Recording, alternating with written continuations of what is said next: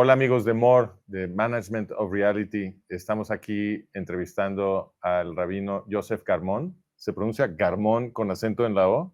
Así es que originalmente es Germó, porque mi papá nació en Túnez. Ah, ok. Entonces, pero ya decimos Garmon. Garmon, así es. Oye, y rabino, dinos un poquito quién eres, por favor. Yo entiendo que tú creaste una organización. Bueno, ¿de dónde eres primero? Y háblanos de la organización humanitaria que creaste, por favor. Bueno, primero, shalom a todos y gracias, Francisco, por la invitación. Mucho gusto. Es un gusto estar en ese espacio. Hablar sin filtros. Sin ¿sí? filtros. Así es. La verdad no necesita filtros.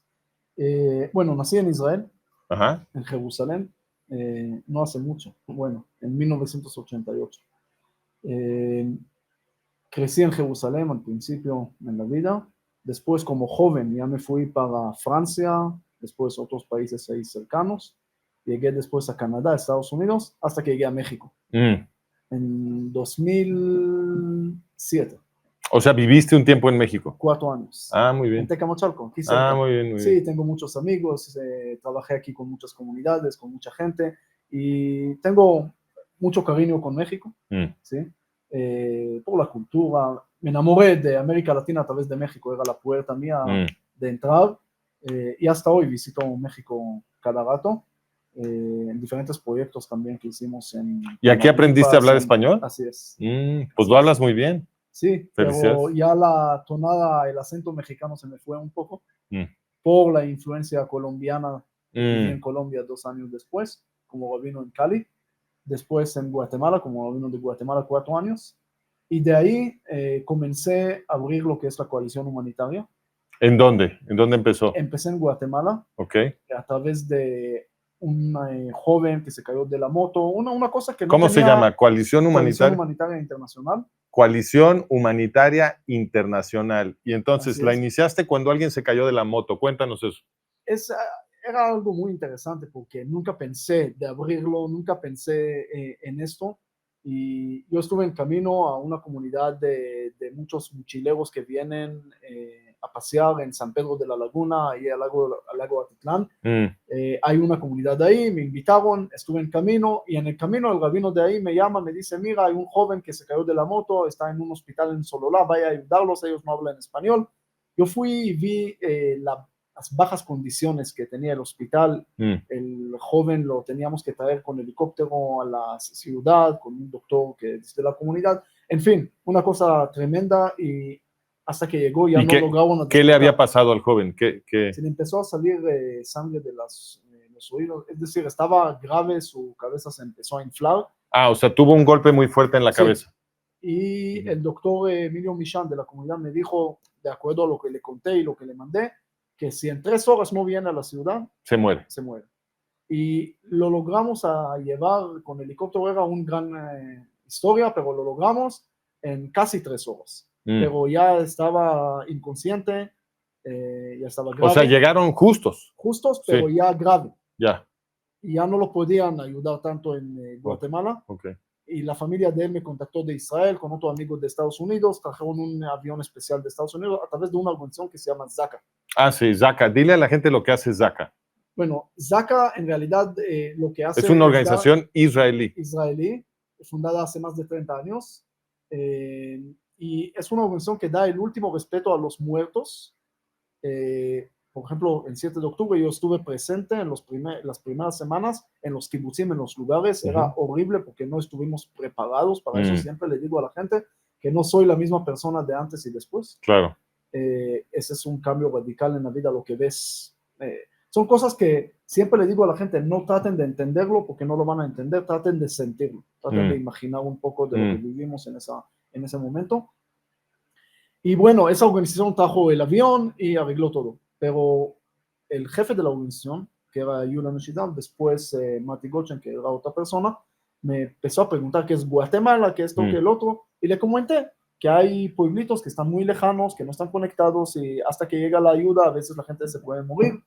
Y me dijeron: nosotros tenemos un curso desarrollado con Naciones Unidas, con otras organizaciones, que son primeros auxilios, rescate ligero, y enseñamos a la gente a ayudar, porque al final ellos estaban presentes en todos los desastres naturales y no naturales en los últimos 30 años en todo el mundo, en Japón, en Haití, en todos los lugares. Y lograron desarrollar ese curso porque al final lo que más ayuda son la gente locales en los primeros 24 horas. Pero esto no es este es un curso de Zaka. De Zaka, desarrollado, okay, avalado también por Naciones Unidas. Entonces, Zaka hace este trabajo que es muy difícil, psicológicamente muy difícil, que es cuando una persona muere en circunstancias en las que quedan pues como despedazados y la sangre regada y a veces hasta cuesta trabajo reconocer el cuerpo, etcétera. Lo que hace Zaka es que para cumplir con la ley judía recogen los restos del cuerpo para que todo el cuerpo o lo más que se pueda ser enterrado de una forma digna, como exige la ley de Moisés. Pero lo que me estás diciendo ahora, Rabino, es que Zaka además lo que hace es primeros auxilios. Así es. Originalmente era el trabajo de Zaka lo que contaste, pero con el tiempo ellos lograron entender que como vienen primero a los lugares donde pasan cosas, entonces ya empezaron a aprender a ser paramédicos, ya tienen hoy 10 unidades diferentes, tienen una unidad de gente que saben bucear y buceando para encontrar cuando gente fallece, se ahogan y esto, el otro. Tienen una unidad de, ¿cómo se llama? De jeep, de 4x4. ¿sí? Tienen diferentes unidades, pero la unidad internacional que trabaja en más de 40 países, ellos se entrenan junto con el ejército de Estados Unidos, de Rusia, de diferentes países, diferentes lugares. Yo estuve con ellos presente en Turquía y Siria cuando pasó el terremoto, en Ucrania, en la guerra. O sea que Zaka no nada más atiende a personas judías. También a no judías. También a no judías. Okay. Entonces, ¿Y trabaja en todo el mundo, Zaka? 40 países, quieren trabajar en más países. Pero cuando escucharon de Guatemala, ellos dijeron, vamos a llegar a Guatemala, empezamos a hacer el curso. Y empezamos a hacer el curso en Guatemala, llegaron todos de Israel, construimos un campo para hacer toda esa capacitación y todo ese curso en Guatemala y capacitamos los primeros 45 personas. Cuando terminamos, no pasaron ni 2 semanas y pasó la tragedia de la erupción del volcán del Fuego. Y los primeros que fueron a ayudar ahí fueron esa gente de Zaka. Entonces se empezó a crecer mucho y ahí empecé a formar lo que es la coalición humanitaria, porque estuve sentado con un pastor evangélico, con un cura católico, con un sheikh musulmán, con un budista, con esto, con el otro, y de repente parecía un chiste, como empezaron, pero era una realidad alegre que podíamos estar alrededor de la misma mesa, y dije, esa es coalición humanitaria. Y de ahí nació, y gracias a Dios hoy, recién estuve también en África, tenemos muchos proyectos de agua, de medicamentos, de alimentos, estamos construyendo ahora, ya casi terminando, un colegio en la Nueva Jerusalén, que es una colonia de casas que construimos para los damnificados del volcán del Fuego. En el carro ahora, cuando llegamos, hablé con el alcalde de Carchá, que era en Alta Verapaz, en Guatemala, donde pasó los huracanes Eta y Iota, y construimos ahí una colonia que se llama Jerusalén de Oro. Y así muchos proyectos lindos. En El Salvador tenemos mucho trabajo, en Honduras, en Venezuela teníamos, ¿dónde no? Y la verdad, hasta Papua Nueva Guinea. Nueva Guinea. Sí, estuve ahí hace 2 años y la verdad, digo... ¿Has viajado mucho? Sí, demasiado. A veces digo a los pilotos, estoy aquí más de ustedes. Depende de las épocas, pero hace un tiempo, ya hace unos años, me llamó un joven y me dice, ¿te recuerdas de mí? Le dije, sí, 100%, ¿quién sos?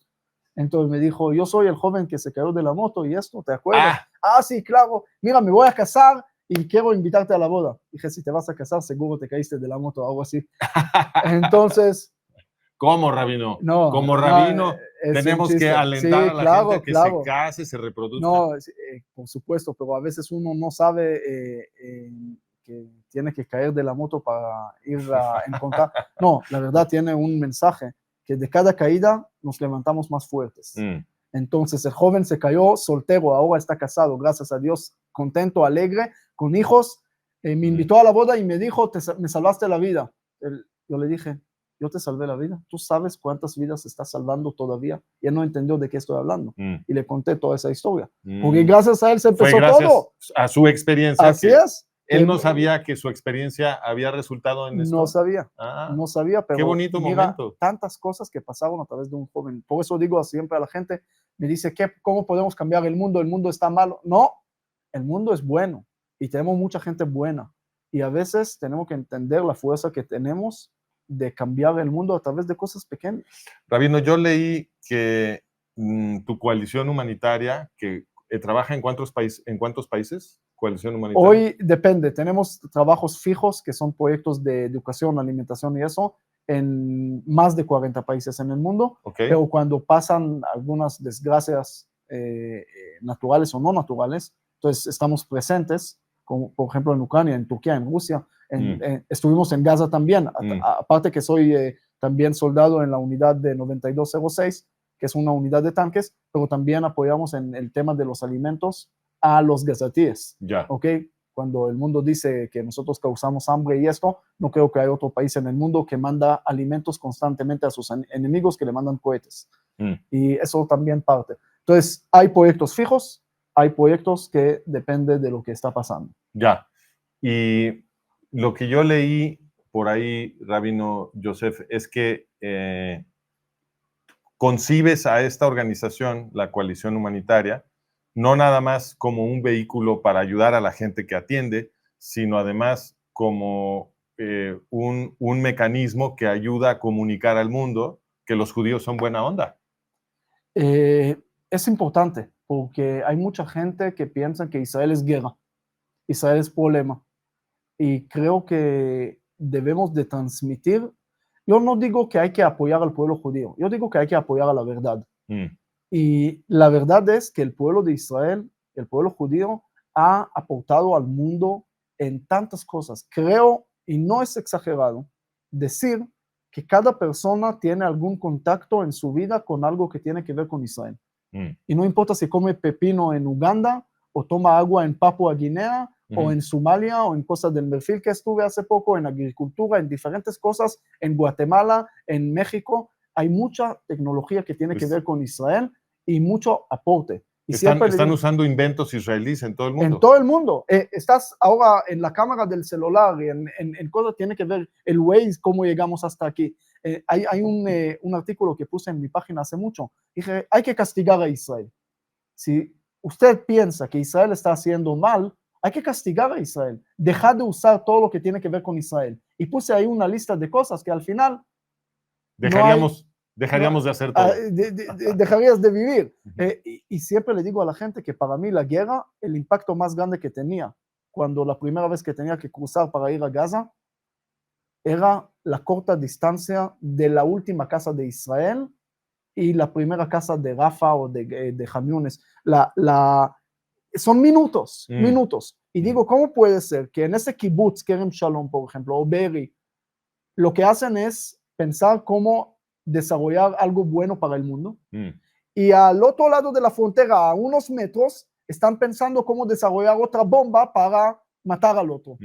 Uno construye arriba para el bien de su población, el otro construye abajo para en contra del otro. Sobre esa línea, Rabino, a mí lo que me ha parecido más dramático es el hecho de que, y esto a mí me da escalofríos, porque la gente, los israelíes que se fueron a vivir pegados a la frontera con Gaza, a todas estas comunidades que fueron atacadas. Yo, por ejemplo, estuve en Kfar Aza, que es el más cercano a la frontera. Ahí se ve la frontera de Gaza a tiro de piedra, ¿no?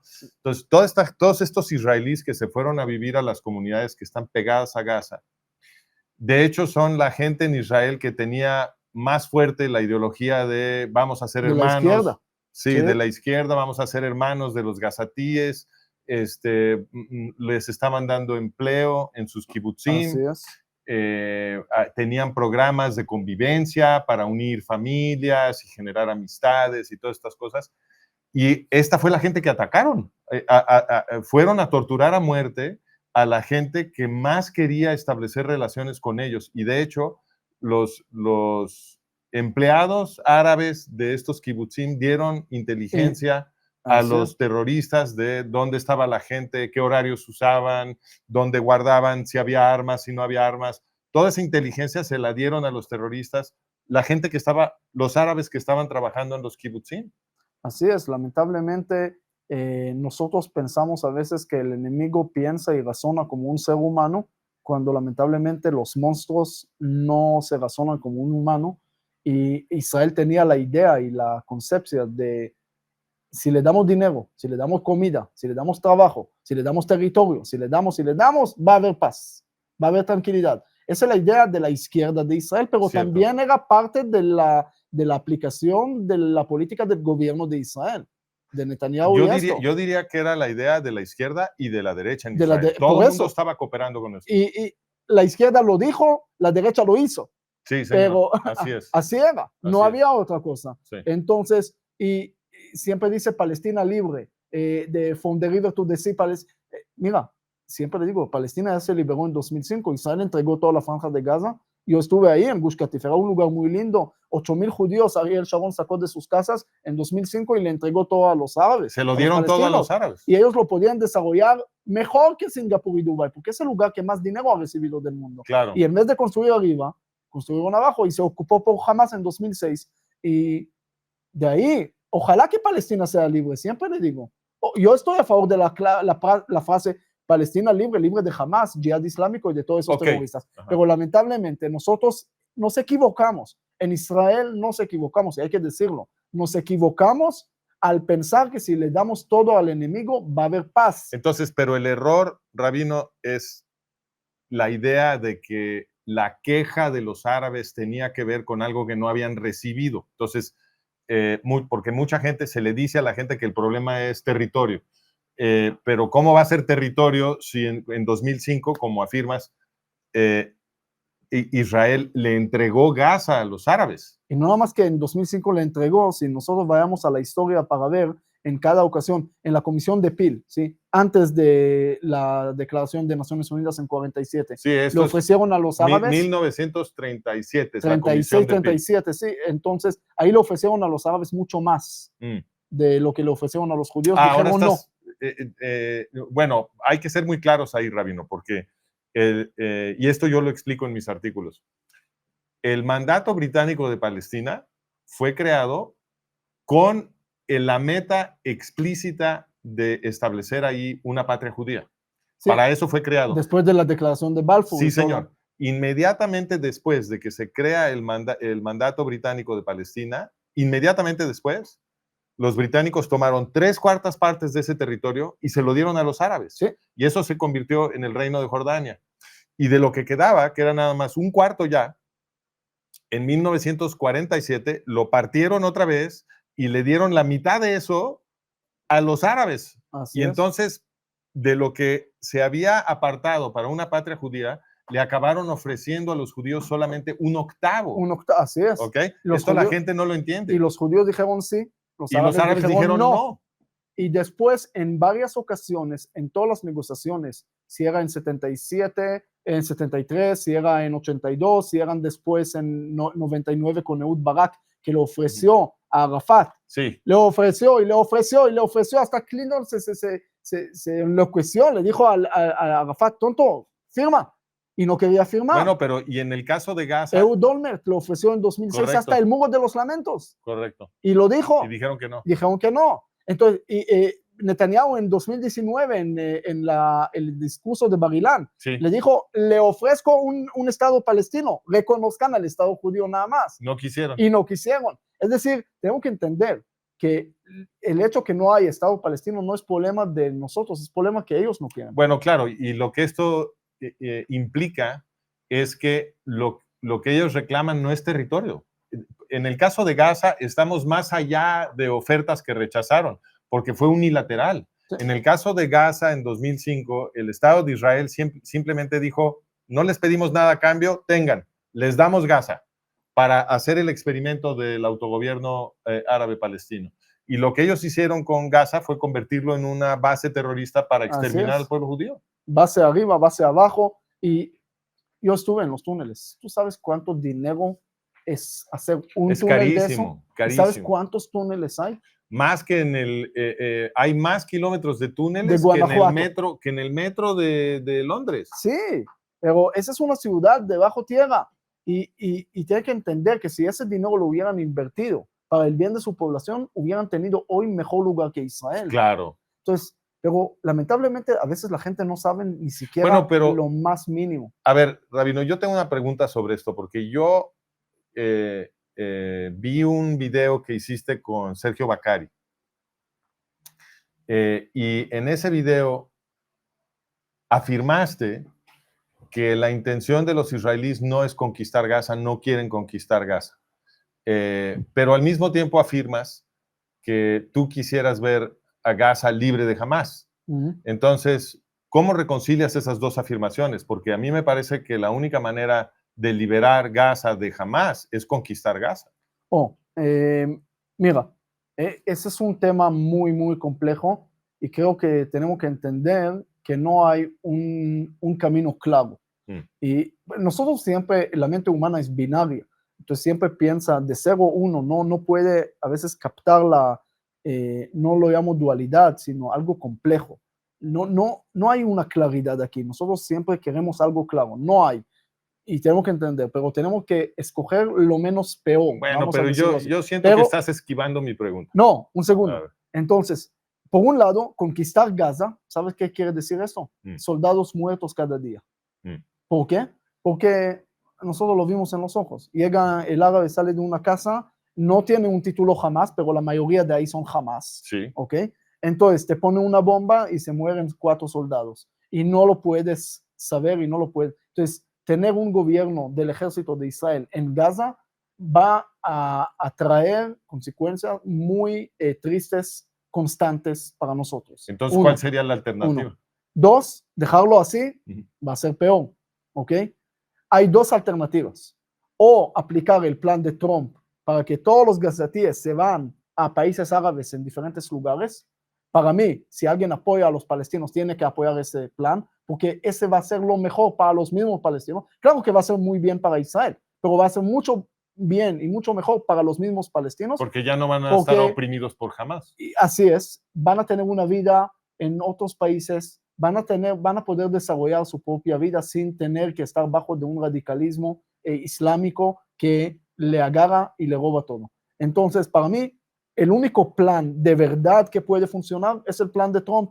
Ahora, lamentablemente, no sé si Israel es capaz y Estados Unidos es capaz para en verdad desarrollar este plan. Digo lamentablemente, porque ese es el único plan. Si no hay, mira, tienes casi 2 millones de personas ahí, que la mayoría son Hamás. No lo vas a poder terminar con todos, ¿verdad? Y no lo vas a hacer. La única manera, los niños hoy estudian en los colegios en contra de Israel.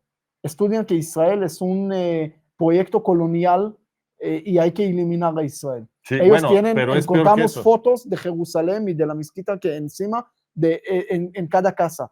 Estudian los libros de Hitler. Es decir, no hay solución. Hitler. Sí. Hitler quiso decir. Ajá. Entonces, no hay solución cuando la educación empieza a darle y a meterle y a inculcar esos valores terroristas dentro de los niños más pequeños. Si nosotros no cambiamos la educación, en Gaza, no va a haber ninguna solución. O sea, los niños en Gaza, desde que están en el kinder, estudian en contra de Israel. Están aprendiendo que su anhelo debe de ser matar judíos. Matar judíos, y así van a ganar sus 72 vírgenes o una de 72 años. Pero entonces, lo que eso me dice a mí, dime si estás de acuerdo o si no, para que lo conversemos, porque lo que eso me dice a mí es que si no van a ser expulsados de Gaza los árabes para que se vayan a otros países, como propuso en algún momento Trump.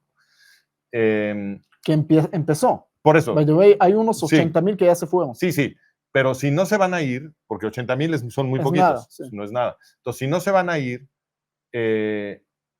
me parece que el problema que estás mencionando, que es que hay una infraestructura de adoctrinación ideológica en esta pesadilla genocida que predica Hamás, si ellos no se van, eso va a regresar, porque tú me acabas de decir que toda la población ya fue adoctrinada. Sí. Entonces, si no se van a ir, los tienes que conquistar. Israel tiene que controlar todas sus instituciones para que el proceso educativo pueda ser distinto. Sí, lamentablemente, por eso digo, no Pero es eso una requiere una solución conquista. y no es una solución buena. Pero ¿cuál es la alternativa? Eso es lo que digo, no hay algo claro en eso, porque no me gusta. No, No me pero gusta una que... cosa es que no nos guste y otra cosa es que haya una alternativa. Entonces, Sí. no nos gusta tener que conquistar Gaza y apoderarnos de todas las instituciones de los árabes para protegerlos del terrorismo. No nos gusta. Pero si no lo hacemos, van a seguir siendo una población terrorista. Entonces, en mi opinión, lo que tiene que hacer Israel es conquistar Gaza y luego ver si esa población puede irse a otro lado y si no, tienen que controlar todas las instituciones de los árabes palestinos. Sí, de alguna manera no hay otra alternativa. Si no aplicamos el plan de Trump, no hay otra alternativa. Ahora Israel lo que está haciendo es tratar de desconectar a Hamas de todo lo que es la ayuda humanitaria, porque cada vez tiene menos fuerza Hamas y así más fácil empezar a tratar de encontrar algún gobierno ajeno al Hamas dentro de Gaza. Sí, Es nada más decir, para explicarle a mi audiencia, lo que acaba de decir el rabino es que se están haciendo esfuerzos últimamente, ya se supone que mucho más serios, para tratar de impedir que cuando entra ayuda humanitaria a Gaza, jamás la termine controlando, porque eso solamente, el único resultado de eso es que jamás se vuelve más fuerte, porque entonces cobra por distribuir la comida, las medicinas, etcétera, y además condiciona eso al comportamiento de los gazatís. Entonces, si jamás logra controlar la ayuda humanitaria que entra, que es lo que ha estado sucediendo, solamente se vuelve más fuerte jamás. Y entonces Israel está en una situación en la que la ayuda humanitaria que viene internacionalmente, más la que Israel también proporciona, todo eso termina fortaleciendo al enemigo, ¿no? Entonces ahora se están haciendo millones de dólares y son hizo millones de Hamas dólares, sí. a través de la ayuda humanitaria. Sí. Y por eso el mundo tiene que entender. Yo estuve presente ahí. Israel mandó cientos de toneladas de ayuda humanitaria, de todo tipo de ayuda, de todo tipo de cosas a Gaza, que ningún país ha hecho No. esto. Y es pero importante señalar, perdón, es importante señalar porque esto en la propaganda se confunden a la gente sobre esto. Ningún país ha hecho tanto por abastecer a la población civil enemiga como ha hecho Israel en esta guerra. De hecho, lo normal es que se le niegue comida, víveres, medicina, etcétera, a la población del enemigo. Eso es lo que hizo Estados Unidos en la Primera Guerra Mundial, es lo que hizo Estados Unidos en la Segunda Guerra Mundial. A ningún país, salvo a Israel, se le ha exigido que se haga responsable de la salud y la comida y la energía, etcétera, de la población que lo atacó. Eso nunca había sucedido. Y al mismo tiempo que Israel, porque Israel ha hecho un esfuerzo enorme por abastecer a la población civil de Gaza, como está diciendo el rabino, con toneladas de alimento, víveres, medicinas, etcétera. Y a pesar de eso, acusan a Israel de genocidio. El genocidio quiere decir que estás tratando de destruir a la población que es tu víctima. Si tú estás alimentando, enviando medicinas, enviando víveres, abasteciendo de energía, abasteciendo de agua, etcétera, que lo está haciendo Israel, pues obviamente es imposible que tengas la intención de destruirlos. Y sin embargo, esta ha sido la acusación porque los medios están controlados por los enemigos de Israel. Pero yo los invito a que vayan ahora, los que lean inglés, a managementofreality.com y vayan a los artículos, porque acabamos de publicar un artículo en el que demostramos que la acusación de genocidio solamente aplica para Hamas y de ninguna manera puede aplicar para Israel. Y esto lo demostramos con ChatGPT. Le pedimos a ChatGPT que razone sobre las condiciones que justifican aplicar el término genocidio, y ChatGPT, que está construido para razonar lógicamente, concluye que las condiciones, el comportamiento de Israel es imposible calificarlo como intento de genocidio, mientras que el comportamiento de Hamas es la quinta esencia, el ejemplo, digamos, el ejemplo ilustrativo perfecto de qué sería un intento de genocidio.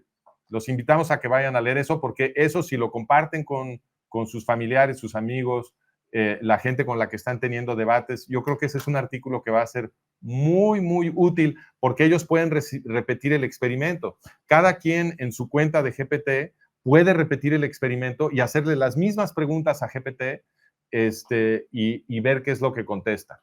Perdón. Y además, agrego algo que le dije, el mismo argumento le dije al mismo Papa Francisco cuando él dijo que hay que investigar a Israel. Y yo estuve con él y le dije, mira, si Israel hubiera querido hacer un genocidio, usted está de acuerdo conmigo que Israel tiene la capacidad de eliminar a Gaza en un día. Claro. En 8 de octubre podíamos eliminar a Gaza. Podrían haber tirado bombas sobre todo Gaza y se acabó. Tenemos la capacidad, todo el mundo sabe que Israel tiene la capacidad de eliminar a Gaza. Entonces, si queremos hacer genocidio, lo hacemos muy rápido, ¿verdad? ¿Y por qué no lo hacemos? Pero no nada más que no lo hacemos. Murieron más de 800 soldados de gente de mi unidad. ¿Por qué? ¿Sabes por qué? Porque fueron a verificar en casa si hay inocentes para no tumbar la casa, que de ahí dispararon a nosotros y mataron a nuestros soldados. Quiere decir que no nada más que no hacemos genocidio, sino arriesgamos la vida nuestra y nos morimos nosotros para evitar la pérdida de vida de los inocentes gazatíes. Muéstrame un ejército en el mundo que lo hace. Digo, el ejército de Israel no es el más humano del mundo, es el único que participa en esa competencia. Claro. ¿Okay? Entonces, si agarramos la proporción de involucrados a no involucrados que murieron en esa guerra, entonces, si murieron 50,000, de acuerdo a Israel, la mitad por lo menos son terroristas. Algunos murieron por la culpa del mismo Hamas que puso las bombas y se cayeron encima de ellos y todo lo que lo vimos y lo sabemos y lo mostramos. Entonces, podemos decir que sobre cada 2 involucrados terroristas murió un inocente. En ninguna guerra de la historia ha sido esa proporción. Claro, entonces tenemos que entender. La mejor. Ahora, culpando a Israel de genocidio. Ahora, ¿sabes dónde está el genocidio? Muy fácil. Antes de 48, había más de 1 millón de judíos que vivieron en los países árabes. Tunisia, Irak, Libia, Siria, Líbano. Todo eso estaba lleno de muchas comunidades judías. En México hay muchos que llegaron de Siria, ¿verdad? Los Halabim. Sí, entonces, hay muchos. ¿Cuántos judíos hay en Irak? ¿Sí? ¿Cuántos judíos hay en Irak hoy? ¿Cuántos judíos hay en Yemen? Ya no hay. ¿Cuántos judíos hay en Afganistán? ¿Cuántos judíos hay en Siria, en Líbano? 0, menos, tal vez 1, 2, 3, por ahí. Los expulsaron a todos en 49. Y en el Faraud también mataron a muchos judíos. Sí, cómo mataron no. a muchos judíos. Sí. Eso es genocidio, de 1 millón a 0. De acuerdo. Pero ¿cuántos palestinos vivieron en Gaza antes del 48? 156,000. De acuerdo. ¿Cuántos hay hoy? Más de 2 millones. ¿Qué genocidio tan fracasados? Sí. De hecho, el argumento que yo he defendido, Rab, es que si se puede acusar al gobierno israelí de actuar con poca ética, sería en el trato a los soldados israelíes, porque la política de la guerra del gobierno de Israel ha generado un riesgo de vida que no es razonable para los soldados israelíes. La responsabilidad primaria del ejército israelí es proteger a los soldados y a los civiles israelíes, no a la población del enemigo. Entonces, el hecho de que Israel haya hecho estos esfuerzos tan grandes por proteger a los árabes civiles a costa de la vida de sus propios soldados. A costa de la vida de sus propios soldados, eso no es ético. Entonces, si hay una crítica que se le puede hacer al gobierno de Israel, es que no protege suficientemente bien a los judíos, pero de ninguna manera se le puede acusar de estar cometiendo genocidio contra los árabes, todo lo contrario. Y ahora tenemos que entender algo que para mí es lo más esencial y que ustedes que están viendo eso tienen que meterlo a la cabeza es algo muy sencillo. Dejen los judíos, dejen a Israel, dejen todos los temas de la Biblia y la espiritualidad y todas las bendiciones del mundo. Dejen todo eso a un lado. Ahora piensen nada más de una sola cosa. ¿Qué va a pasar si esos radicales de Hamas van a ganar? Ustedes van a perder. Será en Francia, en España o en México, en Argentina, en cualquier lugar se van a levantar porque los radicales van a entender que a través de la fuerza pueden conseguir sus objetivos. Porque los yihadistas vienen por todos. Así es. Y el Islam no odia a los judíos nada más, odia a los cristianos igual o más, odia a los budistas más que a los judíos y a los cristianos, porque nosotros los judíos y los cristianos, en los ojos del Islam, somos bajo del Ahl el-Kitab, que es el pueblo del libro, todavía podemos tener alguna protección bajo del gobierno musulmán. Pero los budistas, que son idólatras en frente del Corán, ellos son Dar el-Harab, ellos son que hay que matarlos, que hay que eliminarlos, de acuerdo a la ley alágica de la Sharia del Islam. Quiere decir que si uno no entiende esa fórmula tan sencilla, es su problema. Israel está haciendo la pelea por el mundo entero, así lo siento, así lo siento. Tienen que entender eso. Y si Israel va a perder, ¿ok? Entonces todo el mundo va a perder. Todos perdemos. Ese ha sido mi mensaje desde el principio. Y es algo muy sencillo, no es religioso, no es político, no. Es lógico. Así, yo lo digo con el siguiente lema, Raf. La defensa de Israel y del pueblo judío es lo mismo que la autodefensa occidental. Así es. Es lo mismo. Así es, 100%. Porque si no paramos a los yihadistas en Israel, quizá no los paramos. Ahora también tenemos que agregar a eso que en Medio Oriente el lenguaje que se habla es la mano dura, que el fuerte sobrevive. Es lo único que entienden. Así es. Y si Israel, todos los acuerdos de paz que se hicieron con Israel pasaron después de guerras. En Egipto, en Solo Jordania, así quieren firmar. Si hay, ya no me pegues. Sí, y respetan al fuerte. Sí. Respetan al fuerte. Sí. Pero si Israel cada vez que cede más y da buscatín, nadie respeta eso. No nada más que nadie respeta, lo piensan más. Claro. Y lo quieren aprovechar más. ¿Sabes cuántos los atentados más fuertes que Israel sufrió eran después de los acuerdos de Oslo? Así es. De hecho, Israel se llenó de sangre. De hecho, la estadística es muy elocuente porque inmediatamente después de los acuerdos de Oslo, se quintuplicó el terrorismo contra los israelíes inocentes. Quintuplicó. Eso fue lo que lograron inmediatamente los acuerdos de Oslo. Lo que debió haber hecho el gobierno israelí cuando se quintuplicó el terrorismo es cancelar Oslo. Eso es lo que debieron haber hecho. Así es, y había muchas voces que hablaban de esto. Y otra vez, lamentablemente, el gobierno de Israel está pensando demasiado qué van a decir los demás. Y eso ha sido un daño para Israel, porque pensar demasiado todo el tiempo, ¿qué va a decir el presidente de Francia? Oye, señores, ¿qué te importa? Ese tipo tiene, o presidente de Colombia, yo le digo, yo estuve en la Guajira, hay niños que mueren ahí por falta de agua potable. Claro. Nosotros tenemos proyectos humanitarios en Colombia. Hay niños que mueren ahí. El presidente ahí no le importa sus niños, le importa a los niños que mueren en Gaza, porque piensa que con eso va a ganar puntos políticos en su país. En Israel tenemos que entender que tenemos que hacerlo bien para Israel y que, como dijo Menachem Begin, si algunos van a torcer la nariz, todos van a tener nariz torcida. Así es. Hay que entender eso. Y creo Entonces, que... podemos decirlo así. En Israel hace falta que los gobernantes sean líderes israelíes y no sirvientes de los antisemitas.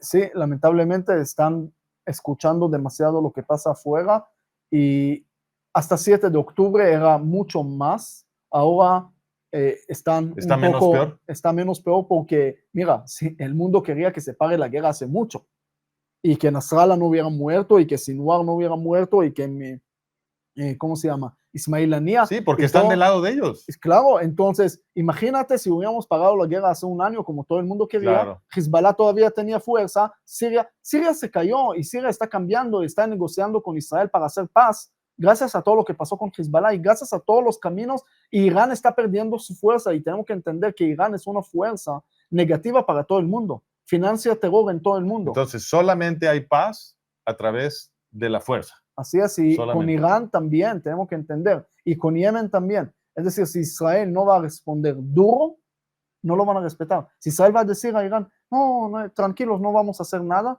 no es que lo van a respetar, lo contrario, lo van a hacer peor. Y tiene que entender que creo que ningún país del mundo aceptaría cohetes constantes a su población, ataques a su población, es absurdo. Y todos los problemas, mientras ¿sabes qué pasa si yo no pago mis cuentas de luz 2 meses en mi casa? ¿Te la cortan? ¿Sabe los palestinos cuánto deben a Israel? Billones de dólares. Les están regalando la electricidad. Gasolina, alimentos, agua, todo el tiempo, y no lo cortan, y no pagan, y no lo cortan. Es decir, cualquier otro país en guerra hubiera cortado el agua, la electricidad, el combustible, el alimento, las medicinas, todo. cualquier otro país. Y no nada más eso, Israel ayudó a los niños palestinos heridos para darles tratamientos médicos en Así diferentes es. lugares, para llevarlos a los Emiratos o otros lugares. Bueno, pero Y- entonces una cosa muy importante es que el hecho de que los medios y los gobernantes de Occidente estén tomando partido con Hamas y no con Israel, lo que demuestra es que la clase gobernante occidental es antisemita. Eso es lo que demuestra. De alguna manera hay un movimiento antisemita en el mundo. Yo creo que es mucho porque los jóvenes hoy, por ejemplo, siempre... No, pero yo estoy hablando de la clase gobernante. La clase gobernante, porque sí. los gobiernos de Occidente están tratando de lograr que Israel pierda la guerra. Sí, y la pregunta que tenemos que hacer, ¿por qué? Si los valores de esos gobernantes o los valores de su gente, los liberales, son mucho más cercanos a los valores de Israel que los valores del Hamas. Bueno, eso dicen, pero en los hechos lo que estamos viendo es que sus valores están más cercanos al yihadismo. Y eso es lo que tengo que preguntar, ¿qué está pasando ahí? Exacto. Y yo le digo a la gente, busquen a sus líderes, es decir, cuando ustedes viven en el país donde viven, por ejemplo, en la Unión Europea, están juntando dinero siempre para mandar a Gaza. Quiere decir, usted si vive en España, está pagando dinero no a un niño pobre con hambre, Ajá. en España o en Gaza tampoco, sí, sino a un yihadista que va a construir un túnel para matar no nada más judíos, para matar árabes también, porque hay árabes que viven en Israel. Claro. La gente no sabe que 20% de la población israelí es árabe, claro. aparte de lo que viven en Gaza. Cierto. Entonces, esa población participa en todo en Israel, no hay apartheid. Pero aunque nada más te importaran los árabes de Gaza, ¿cómo es compasivo con esos árabes de Gaza enviarle dinero y víveres a Hamas, sí, que se dedica a oprimirlos? Sí, y eso es lo que siempre digo, porque la gente, ¿sabe qué pasa? La gente piensa que aquí el juego es Israel-Palestino. Entonces dice, nosotros estamos con los palestinos pobres, miserables y no sé qué, y estamos en contra de Israel. Pero no, el tema no es esto. El tema no es Israel-Palestino. El tema es humanidad y barbaridad. ¿Dónde estás? ¿Dónde quieres estar? Exacto. Entonces, si quieres apoyar a los palestinos, tienes que ayudar a Israel, que ayuda a los palestinos a liberar de sus propios líderes yihadistas y ayuda en verdad a darle comida a los palestinos, que los palestinos que vienen y quieren robar el dinero para eso decimos, sus armas. Siempre decimos eso aquí. El que realmente está a favor de los árabes palestinos debería de estar trabajando para que Israel pueda destruir a Hamas. Claro. Porque esa es la única liberación que pueden tener los árabes. Hoy en día, yo tengo amigos árabes en Israel. Yo siempre le digo a mis amigos, le hablo así con confianza, le digo, ustedes son los primeros que tienen que rezar para el bien de Israel y el gobierno, porque ustedes viven aquí, en la única democracia de los 400 millones casi que viven en todo Medio Oriente, en los 22 países, que son 99.6% del Medio Oriente son países árabes. No tienen libertad de expresión, no tienen derechos humanos casi, no pueden hacer casi ninguna cosa. En cambio, en Israel, la única democracia, pueden hacer todo, pueden ser parlamentarios, jueces, pueden tener acceso a todo. Jerusalén hoy en día, cualquiera puede entrar, cualquiera puede estar bastante desarrollada. Cierto. Pero si lo ves antes de 48, estaba abandonada. Ningún árabe iba a visitar a su mezquita y eso. Es decir, tienen que rezar por el bien de Israel. ¿Y quién? Los primeros que tienen que rezar son los mismos árabes. Y ellos a veces me dan la razón. A veces discuten. Israel ha sido una bendición para los árabes. Por supuesto. Mira, el israelí, yo cuando llevé grupos de líderes de América Latina a Israel, lo llevé al Barcán, a Judea y Samaria, a los lugares donde trabajaban los palestinos. Y empezaron a hablar con ellos. ¿Por qué trabajan aquí? Esto, el otro.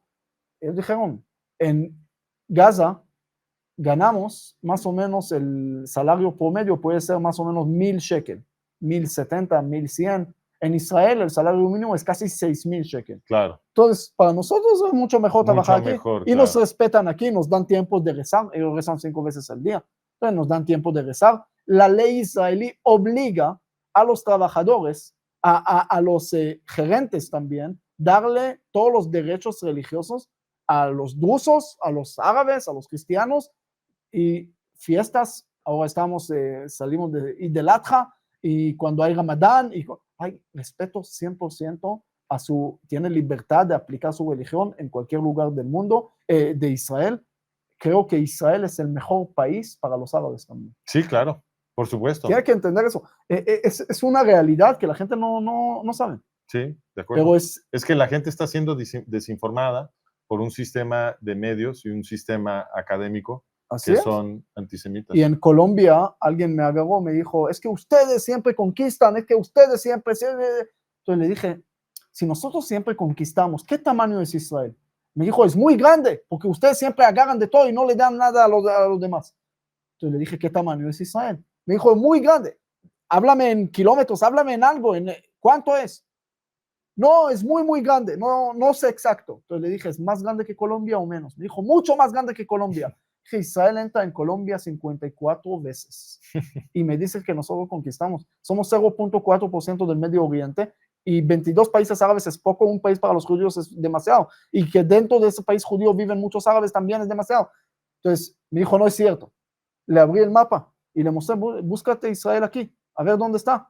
Y no encontró. Y me dijo, ustedes lo manipularon. Entonces le dije, borraron del mapa. Y dije, ustedes nos quieren borrar del mapa, nosotros no manipulamos. Ese es el mapa. Claro. Y si quieres, investiga. Pero como no saben ni siquiera cuánto es el tamaño de Israel, muy fácil es pensar que Israel es el país más grande del mundo. Y te entiendo. Si era así, pues claro, hay que ceder más. Pero somos uno de los países más pequeños del mundo. Bueno, Israel, número 153 del mundo. Israel es el único país en la historia que ha sido atacado con una agresión de gratis, que conquista territorio de los países que lo atacaron y luego lo devuelve. Es el único país, claro, el único país que ha conquistado territorio en una guerra defensiva y después lo devuelve. Y a este país lo acusan de ser imperialista. Pero Rav, yo sé que te tienes que ir. Yo creo que lo dejamos aquí. Los invitamos a que conozcan la organización del Rav Yosef Carmón. Otra vez, se llama Coalición Humanitaria Internacional. ¿Cierto? Así es, y eso ha sido la base de nosotros para el diálogo interreligioso también. Buenísimo. Porque yo trabajo mucho con líderes árabes, estuve en casi todos los países árabes del mundo, salvo Yemen y Irán, que todavía no me invitan. Pero va a haber cambio también en Irán, porque nosotros sabemos, había vuelos directos de Israel a Irán antes de la revolución claro. de Khomeini y todo. Sí. Entonces, va a haber, yo siempre digo que hay que ver también la esperanza. Sin esperanza no podemos mover. Entonces, el diálogo interreligioso tenemos siempre que entender que el judaísmo se basa en la Biblia, como sabemos, los valores judíos cristianos, y ahí empieza toda la humanidad con un solo humano. Ahí empieza la ética. Además. Y la ética, y que Dios creó al humano a su imagen y semejanza. Esa es una frase que para mí cambió el mundo, porque siempre había castas y diferencias. Dios le puso polvo, oro, plata, y hay diferencias siempre en la gente, no nada más en las casas del lejano oriente, de la Shudra y Brahma, sino siempre manejaban diferencias. Hammurabi, siempre había diferencias. La Biblia dice, no, todos llegaron del mismo ser humano. Todos somos hijos de Dios. Y somos iguales al final. Así es. Por fuera podemos parecer diferentes. Yo siempre, una vez dije en una conferencia, acabo de ver al Papa, al presidente Trump, al presidente de Argentina, o de Colombia, o de eso, o del otro. Les tengo una noticia. Somos iguales. Todos quieren comer, todos quieren tomar, todos quieren hacer lo mismo. Entonces, vamos a hacer todo para unirnos, para tener un mundo mejor. Y con eso también depende de ustedes, no para que caigan de la moto para empezar una coalición humanitaria, pero caigan un poco de la sofá para empezar a compartir la verdad, compartir este video, compartir lo que es. No digo comparten mentiras, comparten la verdad. Bueno, y suscríbanse y denle like y piquen la campanita, todo eso, además y de es compartir. Gratis, entonces, ¿por qué no? Exacto. Rav, muchas gracias. Un gusto. Am Israel Chai. Amén, amén. Gracias. Qué gusto. Qué bendición. Hasta luego. Que estén muy bien todos. Nos vemos en la próxima.